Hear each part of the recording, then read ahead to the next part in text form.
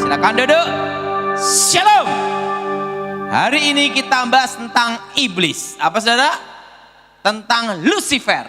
Ngomong sama sebelahnya, kamu bukan iblis. Nah, mari kita buka Alkitab kita dalam kitab Yesaya pasal 14. Yesaya pasal 14 ayat 12 sampai dengan 17. Kitab Yesaya pasal 14 ayat 12 sampai dengan 17. Saudara yang ganjil, saya yang genap. Wah, engkau sudah jatuh dari langit, hai bintang timur putra fajar. Engkau sudah dipecahkan dan jatuh ke bumi, hai yang mengalahkan bangsa-bangsa.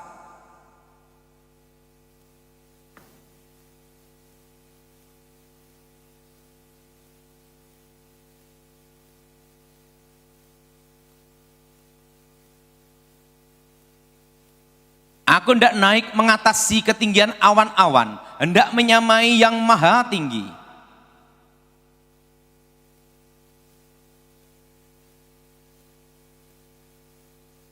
Orang-orang yang melihat engkau akan mengamati, merhatikan dan mengamati engkau, katanya, inikah dia yang telah membuat bumi gemetar, dia yang telah membuat kerajaan-kerajaan bergoncang.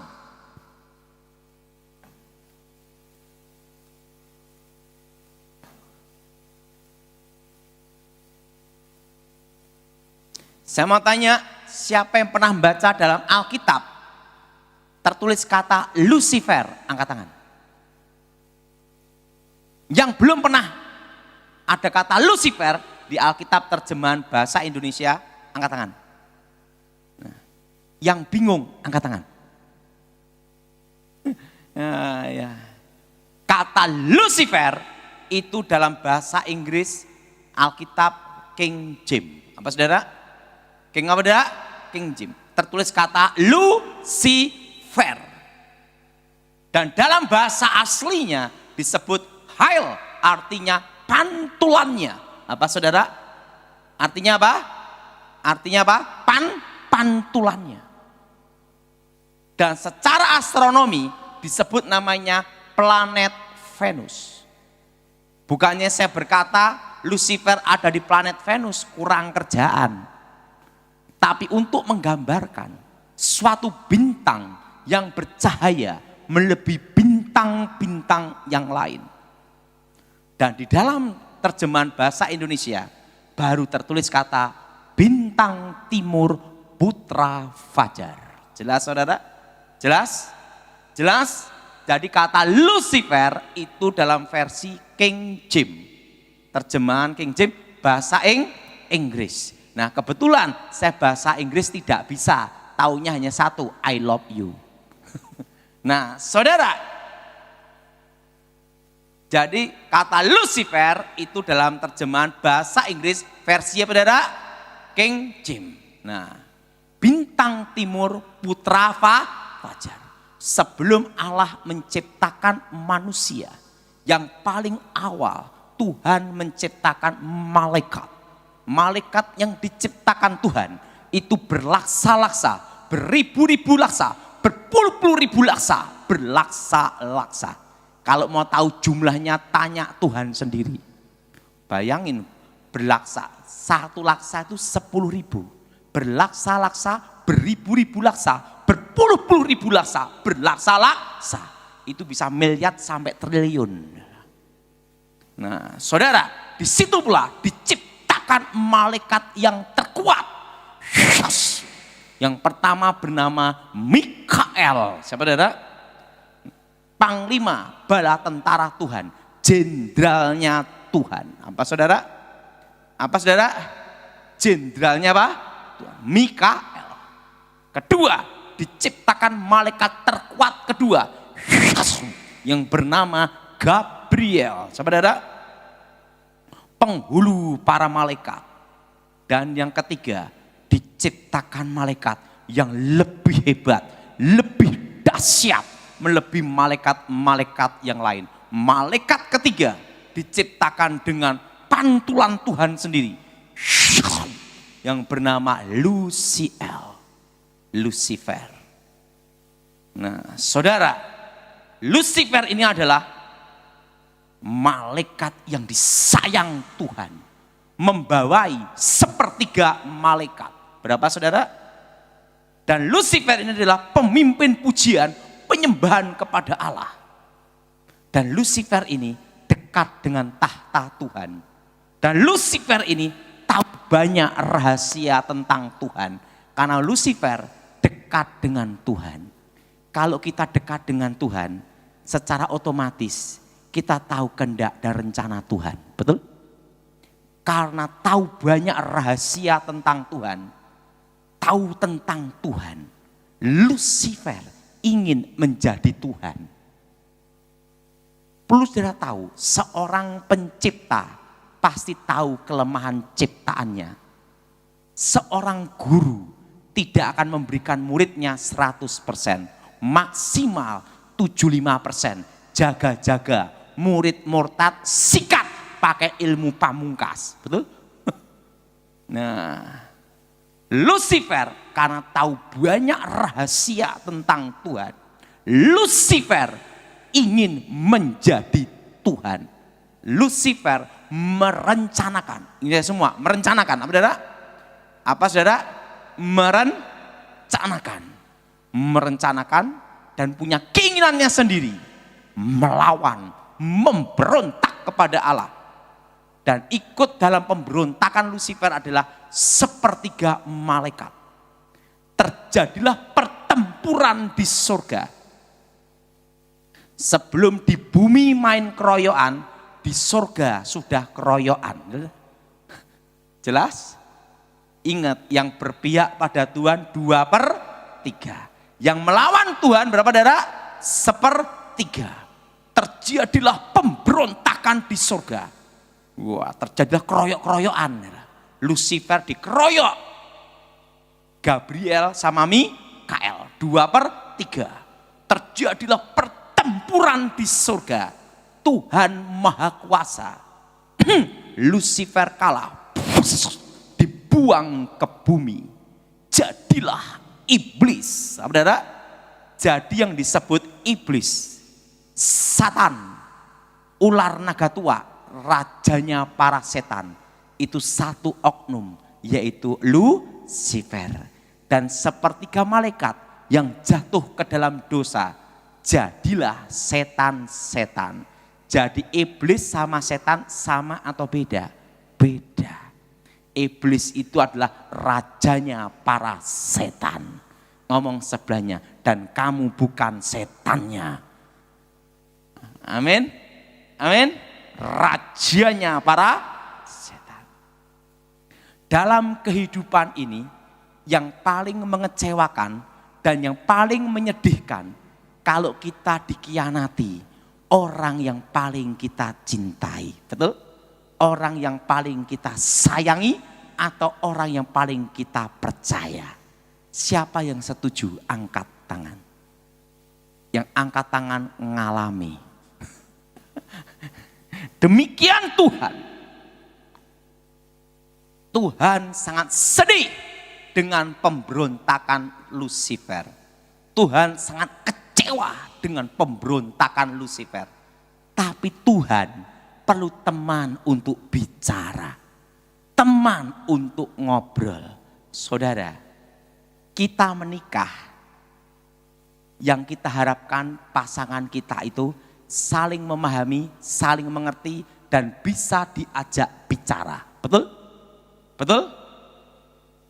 Laki-laki nikah sama perempuan, secantik apapun, dikatakan cantik itu 3 bulan. Setelah itu yang penting bisa diajak ngomong, diajak bicara, saling mengerti dan saling memahami. Betul? Suka dan duka. Siapa yang setuju? Angkat tangan.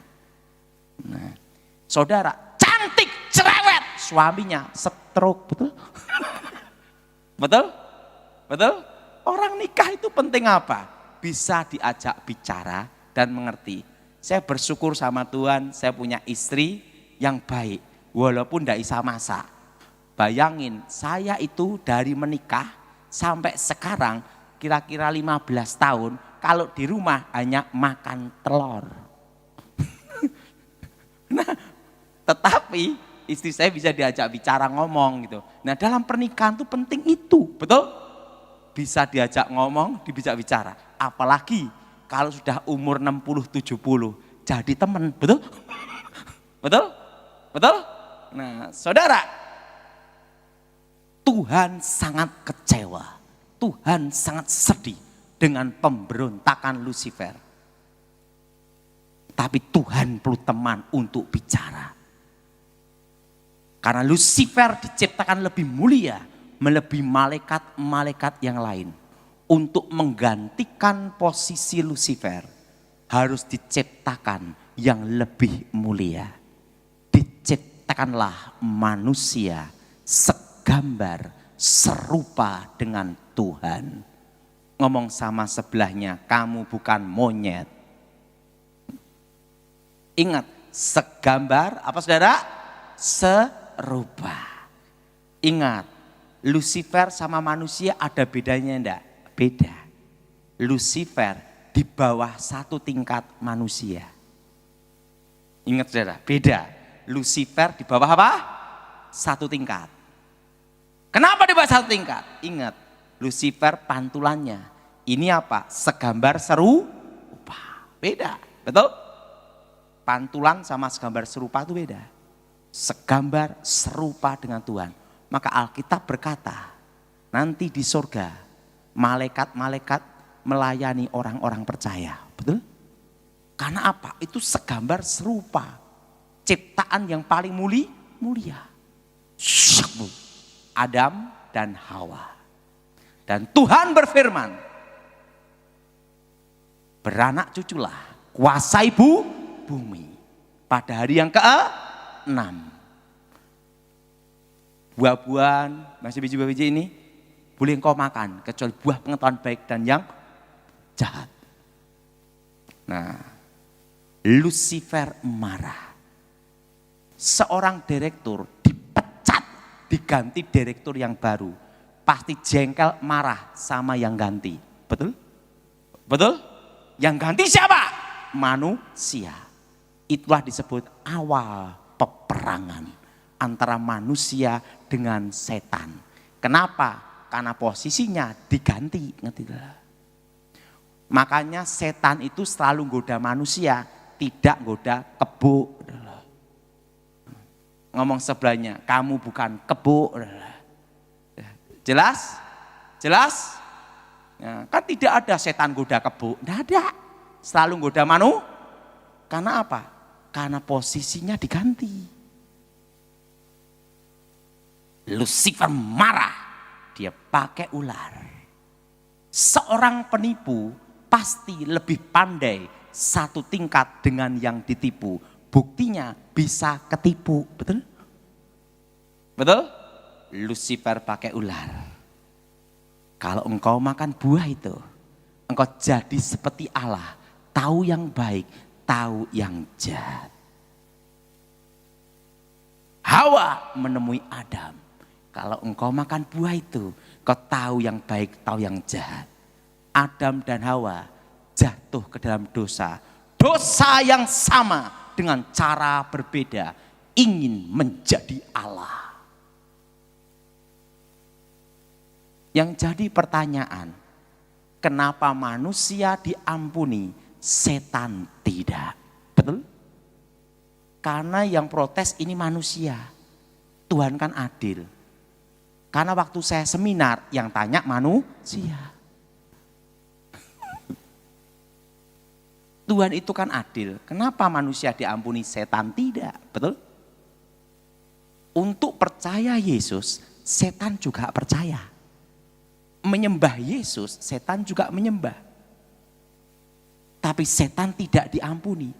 Kan tidak ada tertulis, setan rame-rame bertobat, tidak ada. Ingat, Lucifer melawan Tuhan, mengkudeta Tuhan, merencanakan pemberontakan dari dirinya sendiri. Melawan, memberontak, merencanakan, mengkudeta Tuhan. Beda dengan manusia.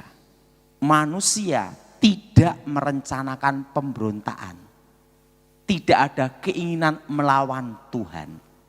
Kasus pembunuhan berencana, maksimal mati, minimal seumur hidup. Betul? Pembunuhan tidak berencana, ada keringanan. Betul? Apalagi kalau yang bunuh orang gila, bebas. Karena hakim tidak bisa ngadili orang gila. Kalau hakim bisa ngadili orang gila, berarti hakimnya. Nah, saudara, ingat, manusia tidak merencanakan pemberontakan. Maka manusia diberi kesempatan pengampunan di dalam Yesus Kristus. Saudara, pada waktu manusia jatuh dalam dosa, langsung manusia di bawah kuasa dosa. Artinya apa? Di bawah satu tingkat Lucifer. Kehilangan kemuliaan. Jelas? Nah, Yesus datang ke dalam dunia untuk memulihkan hubungan Allah dan manusia. Artinya apa? Segambar serupa. Seperti manusia sebelum jatuh dalam dosa. Makanya kalau kita percaya Tuhan Yesus, posisi di atas setan. Yang tidak percaya Tuhan Yesus tidak dalam Tuhan. Posisi di bawah setan. Dikuasai dosa, kuasa kegelapan. Maka Alkitab berkata penguasa dunia ini sementara waktu seizin Tuhan adalah setan. Tetapi masih di bawah kendali kontrol Tuhan. Jelas? Jelas? Jelas? Yesus datang untuk menebus manusia dari dosa dan memulihkan keadaan. Segambar, serupa. Amin? Amin? Makanya posisi kita orang percaya itu di atas setan. Tidak bisa disantet, tidak bisa diguna-gunai. Kok ada orang Kristen kenapa? Itu Kristen tomat, habis tobat besok kumat. Belum dalam Tuhan. Kalau kita dalam Tuhan, posisi di atas setan. Nah, kenapa ritual-ritual kuasa setan, ritual kuasa gelap, di Eropa, di Asia, di Timur Tengah, di Timur, semua selalu hari Jumat. Kenapa tidak hari Minggu atau hari Sabtu? Itu untuk orang pacaran, malam Minggu. Yang jadi pertanyaan, kenapa selalu ritual kuasa setan, kuasa kegelapan seluruh dunia hari Jumat? Cina, Asia, seluruh dunia Jumat. Yang berhubungan kuasa kegelapan. Yang disebut Sabat Yahudi, hari ketujuh itu hari Sabtu. Hari pertama berarti itu Minggu. Kenapa Kristen hari Minggu? Hari kebangkitan Tuhan, kemenangan. Amin. Berarti hari yang ke-6, hari Jumat. Ingat, hari ke-6 Tuhan menciptakan manusia, membuat perjanjian dengan manusia, beranak cuculah, kuasai bumi. Amin. Kalau Tuhan memberkati manusia, ingat lawan dari Tuhan adalah setan. Maka setan menggunakan hari yang ke-6 untuk mengikat manusia juga dengan kutuk. Jelas? Hari yang ke-6 itu artinya lawan dari Tuhan adalah setan. Maka ritual kuasa setan di seluruh dunia selalu hari ke-6. Jelas? Maka antikris itu 666, artinya angka manusia. Jelas? Jelas? Jelas? Nah, jadi hari yang ke-6 itu Tuhan memberkati manusia, memberkati masa depan. Beranak cuculah, kuasai bumi. Siapa yang setuju angkat tanganmu? Yang bingung juga angkat tangan, enggak apa-apa. Ingat, beranak cuculah, kuasai apa? Bumi. Hari keberapa? Ke-6. Demikian setan mengutuk manusia. Mengikat dengan perjanjian setan, dengan kutuk. Apa arti kutuk? Ikutin saya semua. Kata-kata yang mengikat. Yang menyebabkan penderitaan, kesengsaraan, kehancuran, malapetaka, kecelakaan, sakit penyakit, kemiskinan, kematian abadi. Itu namanya kutuk. Jelas ya? Dan apa artinya berkat? Ini semua kata-kata yang memberikan kehidupan, kejayaan, kemenangan, keselamatan, kelimpahan, kekayaan, hidup abadi, kelimpahan. Itu berkat. Jadi lawan dari kutuk adalah berkat. Lawan dari berkat adalah kutuk. Jelas? Makanya ritual puasa gelap di seluruh dunia pasti hari Jumat, malam Jumat. Maka terkenal namanya malam Jumat Kliwon. Jelas? Jelas? Itu di Indonesia. Kalau di Eropa ya tetap hari Jumat juga, malam Jumat. Tetap. Sampai ada filmnya The Free Day kan ya. Karena apa? Itu adalah artinya lawan dari Tuhan adalah setan. Tuhan mengikat penjara manusia dengan berkat, setan mengikat manusia dengan kutuk hari ke-6 juga. Makanya puncak ritual kuasa gelap seluruh dunia itu selalu hari ke-6. Jelas? Nah, yang jadi pertanyaan, siapakah yang bisa mengalahkan Lucifer? Karena malaikat terkuat. Yang pertama adalah Tuhan Yesus sendiri. Apa saudara? Apa saudara? Tuhan Yesus sendiri. Apa saudara? Apa saudara? Tuhan Yesus sendiri. Karena Tuhan Yesus adalah Allah yang menjadi manusia. Amin. Kedua, dikeroyok malaikat.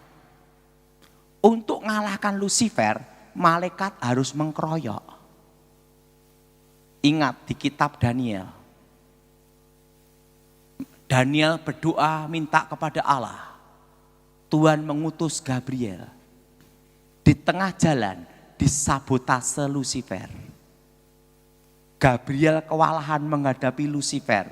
Minta bantuan Mikael. Mikael turun dari surga. Gabriel dan Mikael mengkeroyok rame-rame Lucifer. Kenapa harus dikeroyok? Karena kalau menghadapi Lucifer sendiri, Mikael bingung, betul? Karena malaikat Gabriel, Mikael mengkeroyok rame-rame Lucifer. Lucifer kalah, lari.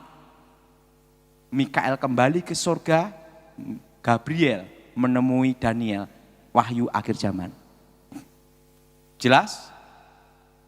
Jelas? Jadi untuk mengalahkan Lucifer, malaikat harus mengkeroyok. Pak Daud kok tahu Lucifer gimana? Karena saya pernah ketemu dia. Jadi saya tahu rahasia ini. Tentang awal penciptaan. Dan yang ketiga, dikalahkan oleh orang-orang percaya di dalam nama Tuhan Yesus. Kenapa orang percaya bisa mengalahkan Lucifer? Ingat, waktu kita percaya Tuhan Yesus, hubungan kita dipulihkan, segambar serupa, dan kita layak memanggil Allah sebagai Bapa. Kembali ke tingkat awal lagi. Sebelum jatuh dalam segambar seru di atas malaikat. Jelas? Jelas? Jelas? Jadi ingat, kita orang percaya itu di atas setan. Orang yang tidak percaya Tuhan, tidak dalam Tuhan, itu di bawah setan. Bawah kuasa dosa. Jelas saudara? Nah kalau kita orang percaya di atas setan. Kenapa? Ditebus, disucikan dengan darah Yesus, dipulihkan hubungannya dengan Allah. Jadi saudara, sama setan tidak boleh takut. Karena engkau posisinya di atas setan. Amin. Siapa yang percaya setan takut sama saudara? Angkat tangan. Di luar gedung saya berkata, kita coba.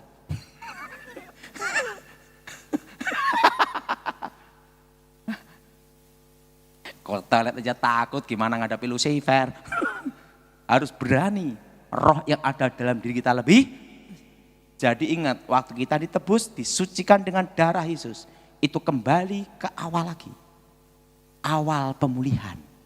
Hubungan antara Allah dan manusia. Segambar seru, diciptakan lebih mulia.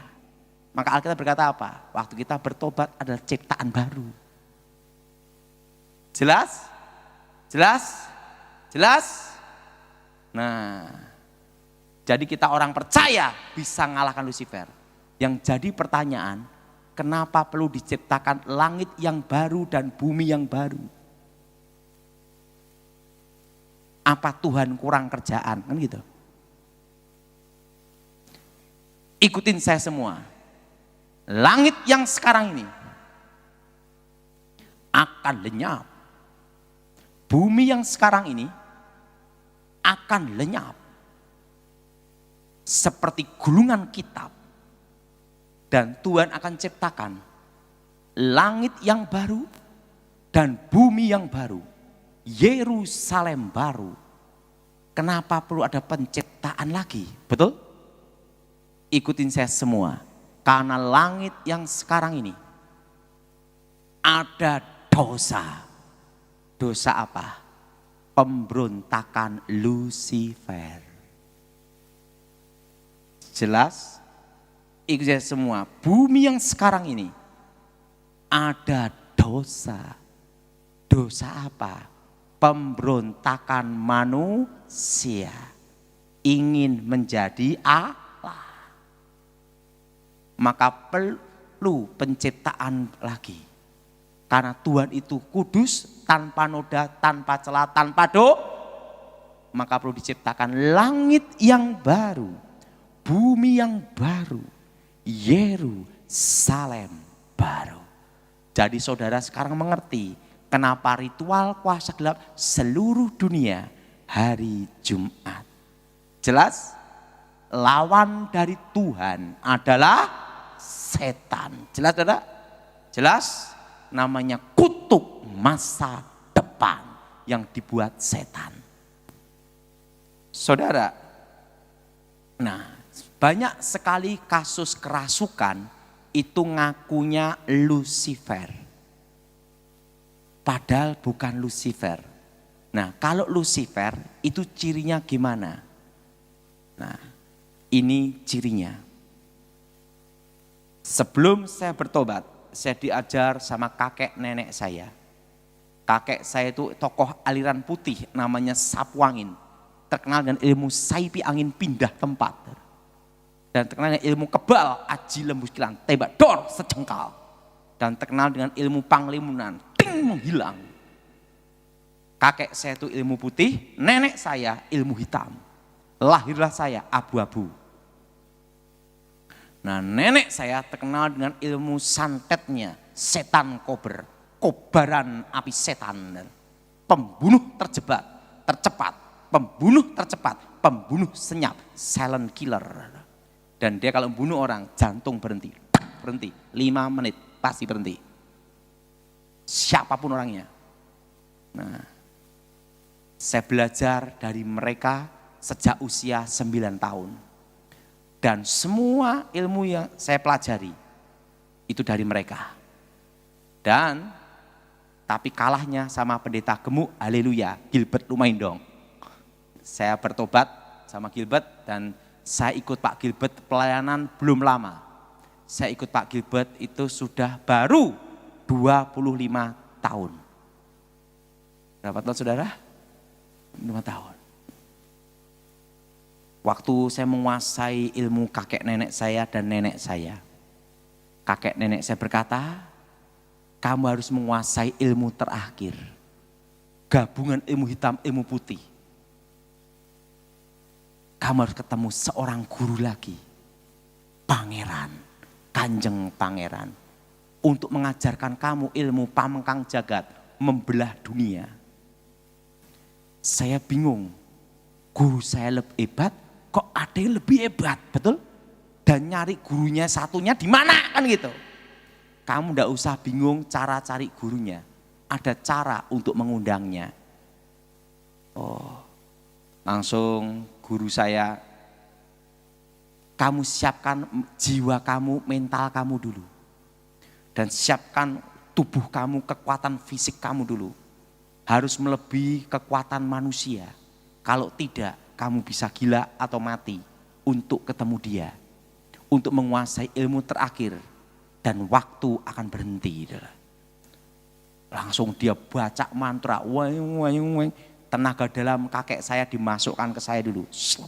Tenaga dalam nenek saya dimasukkan ke saya dulu. Setelah itu baca mantra. Vitamin komplit. Tiba-tiba langsung awan gelap. Gempa bumi. Alam bereaksi.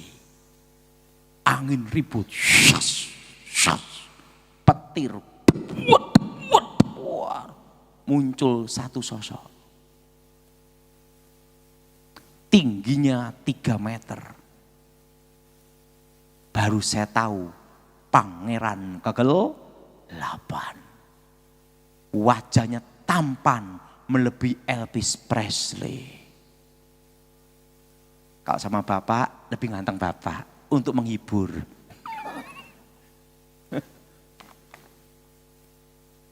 Tingginya 3 meter. Rambutnya silver perak. Dan model ininya tatahan es. Tembus pandang transparan.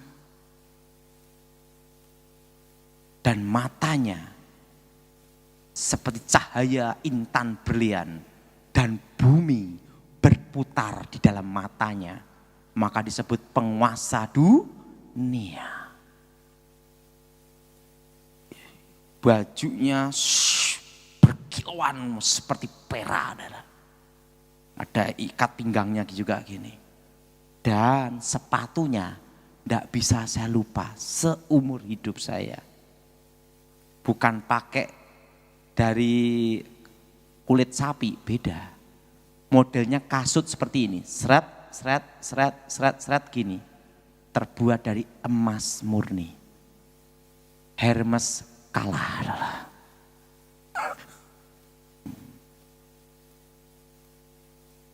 Tingginya 3 meter. Disitulah saya ketemu dia. Dan komunikasi rohnya dengan batin. Maka tahu jadi yang disebut kontak batin, hubungan batin, komunikasi roh. Itu lewat alam bawah sadar. Makanya orang kalau cari nomor togel di kuburan ketemunya waktu mimpi, ngerti? Karena apa? Itu namanya komunikasi roh. Itu adalah alam bawah. Apa saudara?